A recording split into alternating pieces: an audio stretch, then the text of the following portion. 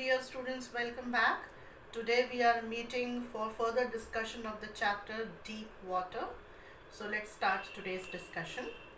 So dear students, in the earlier video, in the second part, we had left our discussion here on this paragraph, which says, I went down endlessly. I opened my eyes, nothing but water with a yellow glow, dark water that one could not see through. So he is telling you here that he sank into the pool and the journey downwards seemed endless. And he opened his eyes and there was water all around and it had a yellowish glow and he could not see through it. Then he says, and then sheer stark terror seized me. Terror that knows no understanding. Terror that knows no control. Terror that no one can understand who has not experienced it. I was shrieking underwater. I was paralyzed underwater, stiff, rigid with fear. Even the screams in my throat were frozen. Only my heart and the pounding in my head said that I was still alive. So this situation terrorized William a lot. He says that his feelings cannot be explained, but it can only be understood by those who have experienced a similar situation. As he is writing shrieking, I was shrieking. Shrieking here stands for screaming. So he was trying continuously to scream under the water, but ironically, no one could hear him. He was unable to move due to the fear, and his screams also froze. So what he could hear only his heartbeat and the beating in his head indicated that he was alive. Otherwise, it seemed that his whole body is paralyzed. He was unable to move because he was tired, he was totally exhausted, and he was out of breath. Then he writes, and then in the midst of the terror came a touch of reason. I must remember to jump when I hit the bottom. At last I felt the tiles under me. My toes reached out as if to grab them.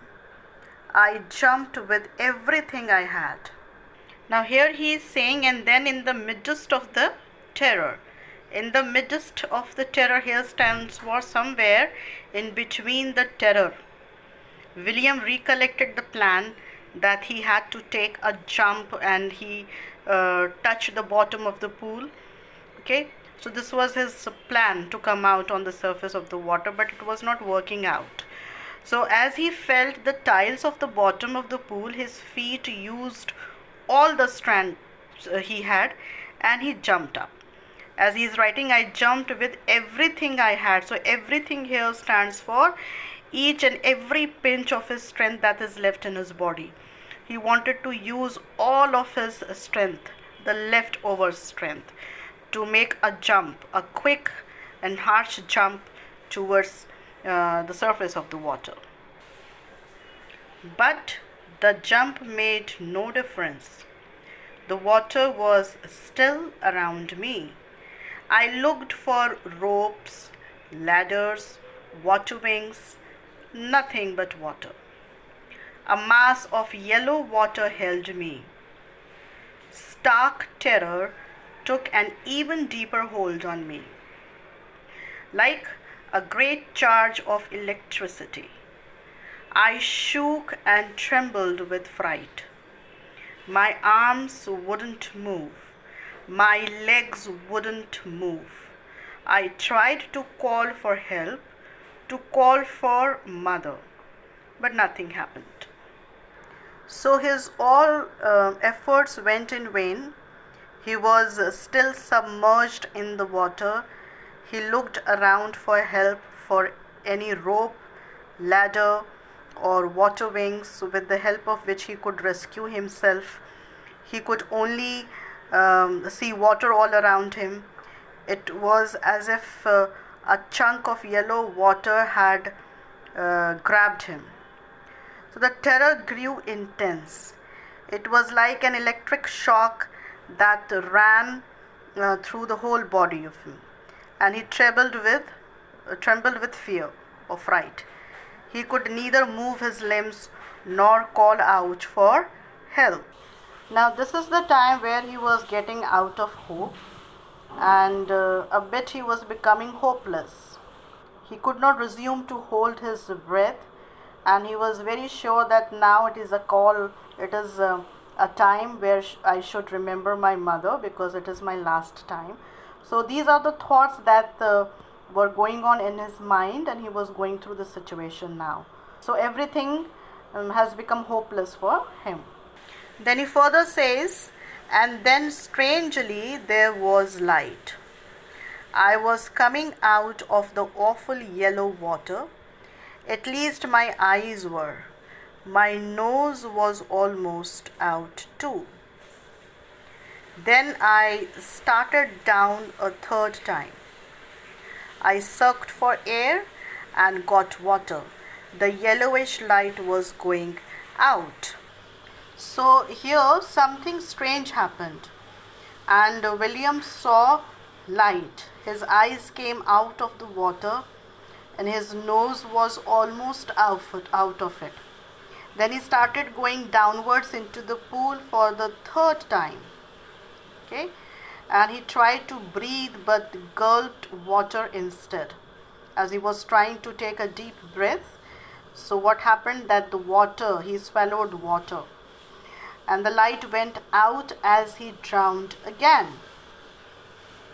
So then he stopped making efforts to save himself. Okay, what he's writing in the next paragraph, then all effort ceased. I relaxed. Even my legs felt limp. Limp means lazy or lifeless, you may say. And a blackness swept over my brain. It wiped out fear. It wiped out terror. There was no more panic. It was quiet and peaceful, nothing to be afraid of. This is nice, to be drowsy, to go to sleep, no need to jump. Too tired to jump. It's nice to be carried gently, to float alone in space, tender arms around me, tender arms like mother's. Now I must go to sleep. So basically he is going to surrender himself here. No more efforts. As he is writing, then all effort ceased. Ceased here stands for ended. He wanted to give an end to all these efforts now, because many a times he had struggled a lot, but the result was not coming out. He was unable to come out on the surface of the water. So he had decided to end up all these efforts, because he had become very sure that nothing is going to happen. There is no one to save me, and I cannot swim my own. So that is why he had become hopeless, and he decided to decided to be seized and surrender here in the situation. So he stopped making efforts to save himself, and he relaxed. His legs became lifeless, and his brain experienced a complete blackout. Here the fear, as he is writing here, that his fear ended. He did not panic, and he became quiet and experienced peace, as he was already surrendered himself. So he found that it is a peace there when you surrender to the situation, and he was not afraid of drowning anymore. He felt sleepy, okay, and was tired to jump up. Felt nice to be carried in his mother's arms, as he felt sleepy. Now further he says that I crossed to oblivion, and the curtain of life fell. Now what do you think here? Has he died here? Or what? I crossed to oblivion. Oblivion means the state of being unaware, you may say, or unconscious of what is happening around. Okay, so I crossed to oblivion. That means he had become a bit unconscious. He was not aware of what is going on all around. And he started losing his consciousness. And the curtain of life fell. The curtain of life here stands for no, life came to an end. So very clearly he felt this thing, that now my life is going to an end. I'm finished now, I'm going to die. So he was very, very sure about it. And he was ready to die. The next I remember, I was lying on my stomach beside the pool, vomiting. The chap that threw me in was saying, "But I was only fooling." Someone said, "The kid nearly died. Be all right now. Let's carry him to the locker room." So after some time, when William gained consciousness, he was lying on his stomach and beside the pool and was vomiting. And he heard someone scolding the boy who had pushed him into the pool. The voice said that William had almost died, and the boy replied that he was fooling with him. Okay. So the voice asked the boy to carry William to the locker room. Now the next paragraph says, several hours later, I walked home. I was weak and trembling. I shook and cried when I lay on my bed. I couldn't eat that night. For days, a haunting fear was in my heart. The slightest exertion upset me, making me wobbly in the knees and sick to my stomach. I never went back to the pool. I feared water. I avoided it whenever I could. Now further he is telling you that after many hours, William walked home. He felt weak and he was still shivering with fear. He kept on crying as he lay on the bed. He was unable to eat food. The fear kept on haunting him for many, many days. And the incident made him physically upset. Even the slightest work made him feel that his knees were unable to bear his weight. As writing here, wobbly. Okay, making me wobbly in the knees. So wobbly means unstable or weak, you may say. So it seemed that his knees have become weak, very weak, and they could not bear his weight. He would feel like vomiting. Okay, so William did not go to the swimming pool as he feared the water. So he remained away from water. So it was really, really very difficult time for William, because once he loved playing in water, swimming in water. He wanted to learn swimming because he was very fond of this thing. But now he cannot go even near to the water, because the moment he faced the water, the same fear and the same terror haunts him a lot.